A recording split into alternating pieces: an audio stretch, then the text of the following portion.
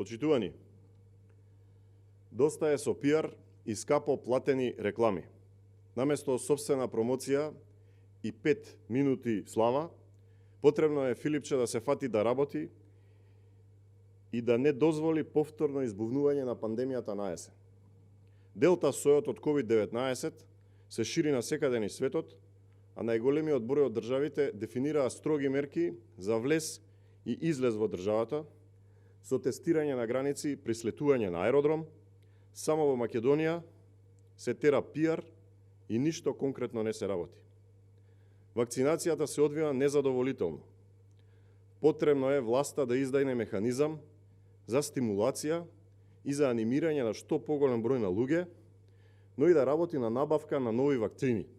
Никаде ги нема најавените купени вакцини, кои што Заев ги најави од Pfizer и од Sputnik.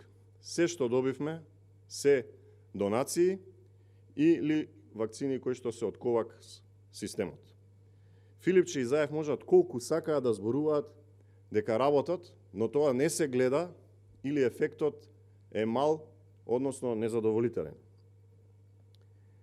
Сега, додека не е предоцна, власта мора итно и неодложно да ги спроведе мерките кои што ги предлагаме, а со цел да се подготви здравствениот систем, за да не ни се случат вториот и третиот бран повторно.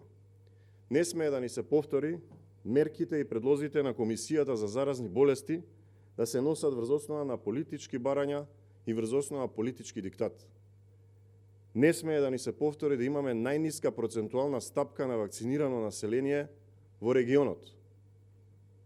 Не смее да ни се повтори главна причина за новите кластери од COVID-19 да бидат повратниците од диаспората, кои што не се доволно информирани каде треба да се тестираат, каде треба да се обратат при појава на првите симптоми.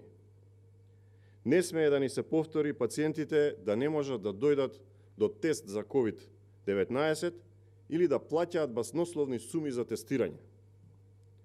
Не смее да ни се повтори да има кревети, а да нема соодветен медицински третман. Пациентите да плаќаат баснословни суми за хоспитализација во приватните болници. Не смее да ни се повтори пациентите да не можат да дојдат до навремен ни соодветен РТГ и лабораториски анализи и испитувања.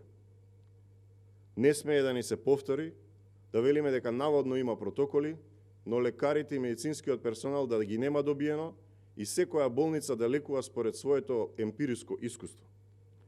Не смее да ни се повтори недоволно обучен персонал и кадар да раководи со високо специфична и софистицирана опрема и терапија. Не смее да се повтори пациентите со другите диагнози да не знаат каде да се лекуваат и да има застој во нивниот третман. Не смее да се повтори здравствениот систем да остане без универзитетските клиники за неврологија, очно, ушно, дерматовенерологија. Не смее да се повтори целиот систем здравствен во државата да лекува само COVID-19 пациенти. Не смее да ни се повтори да има недоволно функционални апарати за третман на пациентите. Не смее да се повтори лекувањето на пациентите да биде врз основа на лични контакти и врз основа на тоа кој се јавил за пациентот.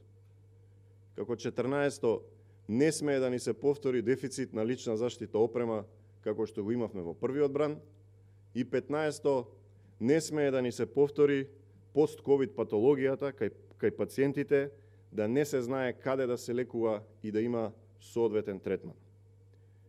Не смее да ни се повтори периодот кој што помина зад нас, каде што имавме 5500 починати и повеќе од 160.000 заразени граѓани.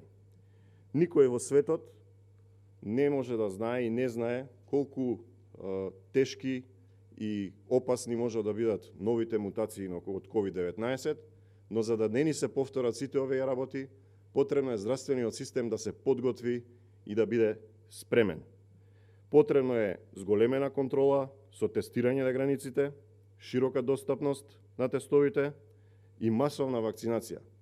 Потребно е министерот Филипче да се фати за работа.